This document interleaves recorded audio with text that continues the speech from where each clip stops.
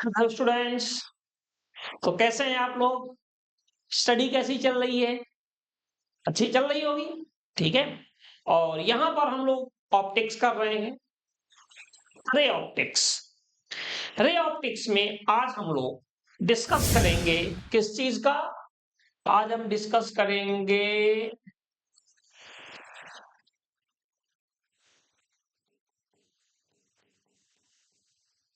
Critical angle and total internal reflection, जिसको कि short form में आपको पता है हम TIR भी बोलते हैं। इसको शॉर्ट फॉर्म में हम TIR भी बोलते हैं। तो क्रिटिकल एंगल क्या होता है? Critical angle and total internal reflection.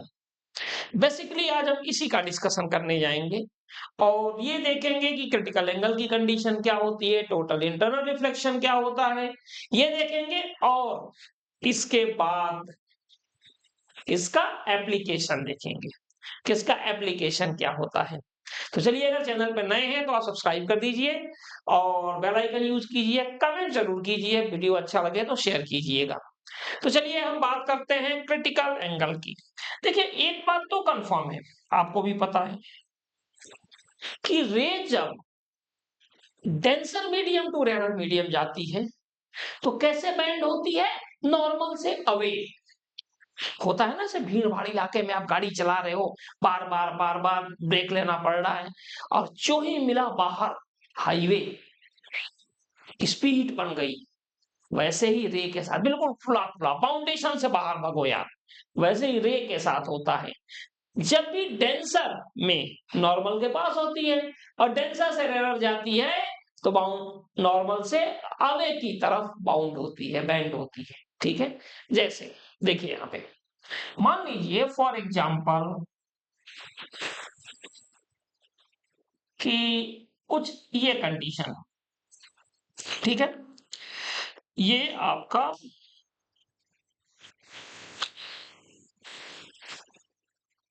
ये डेंसर मीडियम है और दूसरा वाला ये हो गया आपका डेंसर मीडियम और ये हो गया रेयर मीडियम। अब हुआ क्या देखिए, एक रे आई और ये बिना किसी प्रॉब्लम के बिल्कुल ही सीधी निकल गई। अब आपको ही पता है कि रे अगर नॉर्मल से जाएगी ऐसे ही निकल जाएगी बिना किसी प्रॉब्लम के। सेकेंड रे ऐसे गई यहां से, पहले यहां पे, और फिर नॉर्मल से थोड़ा सा अवे बैंड की। ये जो रे थी वो नॉर्मल से थोड़ा सा अवे की तरफ बैंड, ये जो रे जा रही है ये ऐसे जा रही है और नॉर्मल से थोड़ा सा अवे की तरफ बैंड हो गई। होता भी है, ये डेंसर है, रेयर है, जाएगी तो अवे बैंड होगी। इसके बाद एक और रे आई यहां पे, अब ये और ज्यादा बैंड हो गई। इनको बैंड होना भी चाहिए। ये थोड़ा और बैंड हो गई। फिर क्या हुआ कि एक रे और गई यहां से, और इसके साथ क्या लोचा हुआ कि अब ये जस्ट कैसे हो गई, 90 डिग्री पे। ये हो गया, यहां से जो रे गई वो 90 डिग्री पर बैंड हो गई।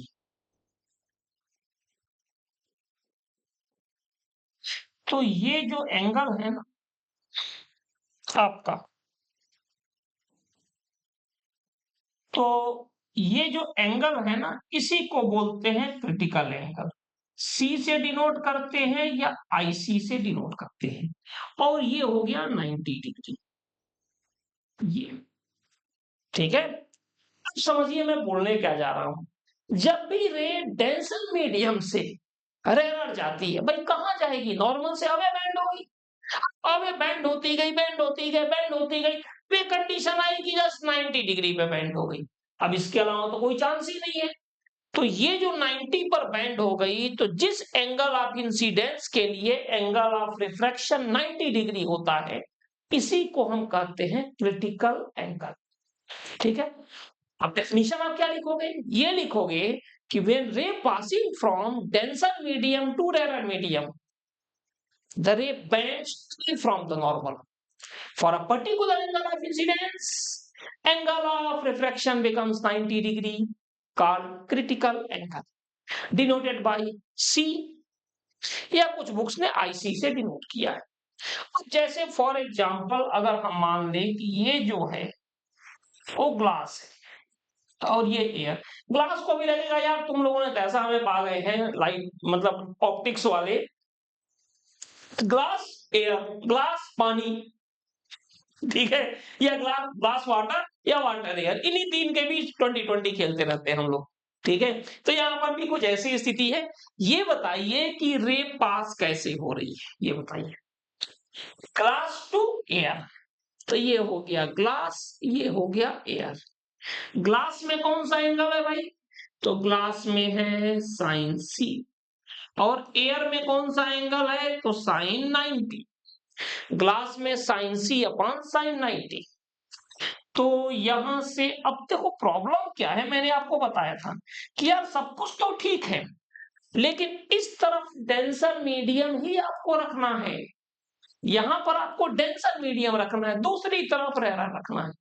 तो यहां पे क्या हो जाएगा, refractive index of glass respect to air equal to ओ ओ ओ,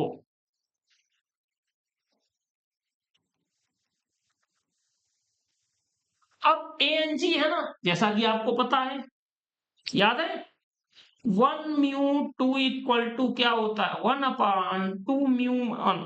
तो क्या हो जाएगा भाई, A mu G equal to 1/G mu A, या G mu A equal to 1/A mu G equal to sine C upon sine 91, और sign सी को ही हम कहते हैं 1/म्यू, लिख दो भाई, और तो कुछ है नहीं। तो C equal to sine inverse 1/म्यू, ये हो गया अपना क्रिटिकल एंगल के लिए। काफी सिंपल है, बहुत ज्यादा इसमें कुछ सोचने वाली चीज भी नहीं है। तो इस तरह से हमने यहां पे फाइंड कर लिया क्रिटिकल एंगल। ठीक है। अब आते हैं किस पर, TIR, टोटल इंटरनल रिफ्लेक्शन। अब आप कहोगे सारे टोटल इंटरनल रिफ्लेक्शन क्या होता है, तो मैं आपको बताने जा रहा हूं, थोड़ा सा ध्यान से देखिए, काफी आसान है। इसको मिटाते हैं क्योंकि इसी पर बताना ज्यादा आसान होता है। और यहां पे अब आप ये समझिए कि रे कैसे पास हो रही है, denser medium to rare medium, तो नॉर्मल से कैसे शिफ्ट हो रही है, अवे, और एक पर्टिकुलर एंगल ऑफ इंसिडेंस के लिए एंगल ऑफ रिफ्रैक्शन तो हो गया 90, यार चलो कोई दिक्कत नहीं। अब हुआ क्या कि पता चला कि ये जो एंगल ऑफ इंसिडेंस है यहां पे,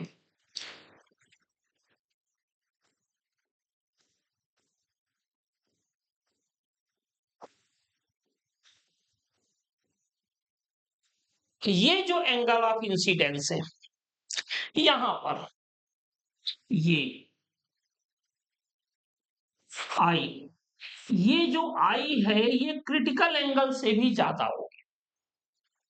अब यार एक बात बताइए, क्रिटिकल एंगल पर तो 90 डिग्री हो गया, सरफेस के पैरेलल चली गई, अब कितना नीचे घुसेगी, और अगर अपने नीचे घुस गई तो कहां से निकल जाएगी? सीधे।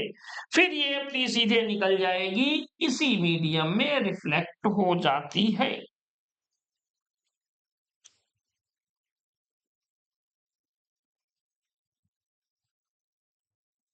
ये, और फिर हम लिख देते हैं angle of incidence equal to angle of refraction, reflex. तो क्या होता है total internal reflection? When ray passing from denser medium to rarer medium, the ray bends away from the normal, and for a particular angle of incidence, angle of refraction becomes 90 degree, called critical angle. And in case of when angle of incidence becomes more than critical angle, the ray reflected back in same medium, the phenomenon is called critical angle, sorry, total internal reflection. फिर सुन लीजिए, when ray passing from denser medium to rarer medium and for an angle of incidence becomes more than critical angle, the ray reflected back in same medium called phenomenon is called total internal reflection. जब भी ray denser medium to rare medium जाती है तो normal से away bend होती है। For a particular angle of incidence, angle of refraction becomes 90 degree, called critical angle. And in case of when angle of incidence becomes more than critical angle, angle of incidence becomes more than critical angle, the ray reflected back in same medium, the phenomenon is called total internal reflection. ठीक है, वो मुंह से critical total निकल जाता है। ठीक है, तो आई थिंक ये क्लियर है। एक बार डेफिनेशन और बोल दूं ताकि आपको याद हो जाए। हमारा मानना यह है कि अगर आप ऑनलाइन इसको देख रहे हो तो फिर याद भी होना चाहिए। When ray passing from denser medium to rarer medium, it bends away from the normal. For particular angle of incidence, angle of refraction becomes 90 degree. The angle of incidence is called critical angle. In case of when angle of incidence becomes more than critical angle, the ray reflected back in same medium. The ray reflected back in same medium. The phenomenon is called total internal reflection. ठीक है, total internal reflection की दो condition होती है। First condition होती है कि रे पास होना चाहिए denser medium to rare medium. ये होना चाहिए ray should be passing from denser to rare. अगर रे रेयर टू डेंसर जा रही है तो फिर ये फॉर्मूला आप नहीं लगा सकते। किसके बारे में? कोई भी फॉर्मूला क्रिटिकल एंगल का भी नहीं लगा सकते। और बात अलग है कि आप कुछ भी लगा लो, लेकिन नॉर्मली ये सब डेंसर टू रेयर के लिए होता है। ठीक है, और टोटल इंटरनल रिफ्लेक्शन तो मिलेगा ही नहीं। टोटल इंटरनल रिफ्लेक्शन तो मिलेगा ही नहीं। तो रे को कैसे पास होना चाहिए? Denser to rare. और जो सेकंड है वो एंगल ऑफ इंसिडेंस जो है वो ग्रेटर देन होना चाहिए किससे? क्रिटिकल एंगल से। ये दो कंडीशन अगर फुलफिल्ड कर रहे हैं तो फिर टोटल इंटरनल रिफ्लेक्शन फिनोमिना मिलेगा, अदरवाइज नहीं मिलेगा। दोनों, ये नहीं कि एक को पूरा किया दूसरे को छोड़ दिया, चलो ज्यादा उधारी लगा दी, ऐसा नहीं है। उधारी लगाने से काम नहीं चलेगा। ये दोनों कंडीशन होनी चाहिए, दोनों के दोनों, न एक कम न एक ज्यादा, कुछ नहीं, ये बस नहीं होना चाहिए, काम चल जाएगा। ठीक है, अब ऐसे समझो यार, मान लो कि हम आपको ऐसे समझा रहे हैं, जैसे मान लीजिए कि एक घर में ये कोई घर है, ठीक है, और घर डेंसर मीडियम हो गया और एक घर का दरवाजा हो गया जो क्रिटिकल एंगल है। घर का जो डोर है ना, ये क्रिटिकल एंगल है, और आपको इस घर से बाहर निकलना है। आपको इस घर से बाहर निकलना है, तो पता चला या कोई सामान निकालना है, और ये सामान का साइज है, जो भी आपका लगेज है। अब आपको डेंसर मीडियम, ये जो घर है ना आपका डेंसर मीडियम, और बाहर का क्या है? Rare medium. तो आप सोचोगे चलो भाई ये जो डोर है ना इससे बाहर निकाला जाए इस लगेज को, निकलेगा? नहीं निकलेगा। देखिए, रेयर टू डेंसर की कोई कंडीशन नहीं होती, बिल्कुल क्लियर कर दें, फिर सुन लीजिए, रेयर टू डेंसर की कोई कंडीशन नहीं होती, लेकिन डेंसर से रेयर की कंडीशन होती है कि क्रिटिकल एंगल से कम होना चाहिए। जैसे लगेज है ना, ये डोर का साइज क्रिटिकल एंगल हो गया, तो लगेज का साइज डोर के साइज से कम होना चाहिए, इसीलिए रे का भी एंगल क्रिटिकल एंगल से कम होना चाहिए। अब शायद आपको समझ में आ गया होगा। तो लगेज को अगर हम यहां से निकालने जाएं तो देखो नहीं निकलेगा, तो हम कहेंगे चलो यार कुछ और देखो, फिर यहां पर लेकर गए, हमें लगा अभी भी यार जो डोर का साइज है और जो लगेज का साइज है, लगेज का साइज था, the size of luggage is bigger than the size of door, तो प्रॉब्लम है अपने लिए यार, इससे भी काम नहीं चलने वाला। अच्छा, कहीं ऐसा हुआ कि जो लगेज का साइज है एग्जैक्ट डोर का वही साइज है इन दोनों का, तो ये जो जस्ट इससे बाहर निकल जाएगी, और पता चला कि कोई ऐसा डोर हमने खोज लिया जिसका साइज लगेज की साइज से काफी बड़ा है, मतलब क्रिटिकल एंगल ज्यादा है, तो ये बिना किसी प्रॉब्लम के बाहर निकल जाएगी रे। तो क्लियर है, रेयर टू डेंसर रे के जाने की कोई भी कंडीशन नहीं होती, लेकिन डेंसर टू रेयर आने की कंडीशन होती है। डेंसर टू रेयर आप तभी आओगे जब एंगल ऑफ इंसिडेंस या size of luggage should be less or equal to critical angle और साइज ऑफ डोर। ठीक है, कोई सामान चोरी करके लेकर भागना है तो वही सामान उठाओगे ना भाई जिसका साइज क्या हो, डोर की साइज से कम हुआ, कोई सामान लेके भागना हो तभी तो लेके भाग पाओगे। और डोर का साइज होगा क्रिटिकल एंगल और लगेज हो गया एंगल ऑफ इंसिडेंस। इसका मतलब क्या होना चाहिए बाहर निकलने के लिए, एंगल ऑफ इंसिडेंस या size of luggage should be less than size of door, ये होता है। इसके बाद से इसका एप्लीकेशन आता है कि क्रिटिकल एंगल के एप्लीकेशन क्या होते हैं। तो क्रिटिकल एंगल के एप्लीकेशन को हम डिटेल में डिस्कस कल करेंगे, लेकिन पहले आप ये समझ लीजिए कि इसके एप्लीकेशन में एक आता है, आपने नाम सुना होगा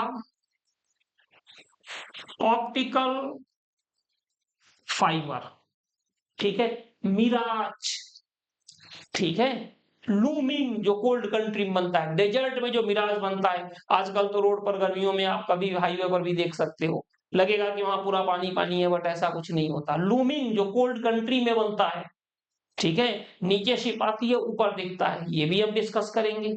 और इसके साथ ही साथ हम दो तीन चीजें और डिस्कस करेंगे कि अगर एक ट्रायंगल है जिसमें सबसे ज्यादा आपको दिक्कत होती है, ये ट्रायंगल है, इससे रे यहां से पास हो रही है, तो ये रे अंदर चली जाएगी कि बाहर निकल जाएगी। अलग अलग ट्रायंगल है 30 60। एक चीज और बता दें, यहाँ पे रे है, एक रे यहां से गई जो क्रिटिकल एंगल पर जा रही है, बाकी कलर की रे वापस आएंगी कि बाहर निकलेंगी, तो इसका डिस्कशन हम नेक्स्ट लेक्चर में करते हैं। ठीक है, तो चलिए फिर नेक्स्ट लेक्चर में मिलते हैं। आप लोगों को कमेंट्स आते रहते तो सही होता, आप लोग कमेंट्स ही नहीं करते हो, हमें भी समझ में नहीं आता कि हमें कितनी आप लोगों को लेबर करनी है। मुझे लगता है चलो आप लोग रिवीजन टाइप का देखते रहते हो तो कोई दिक्कत नहीं है, तो कमेंट्स कर दिया करो, जो चाहिए वो बताइए, तो उसको वीडियो में अपलोड कर दूंगा। ठीक है, चलिए फिर मिलते हैं नेक्स्ट लेक्चर में। Thank you.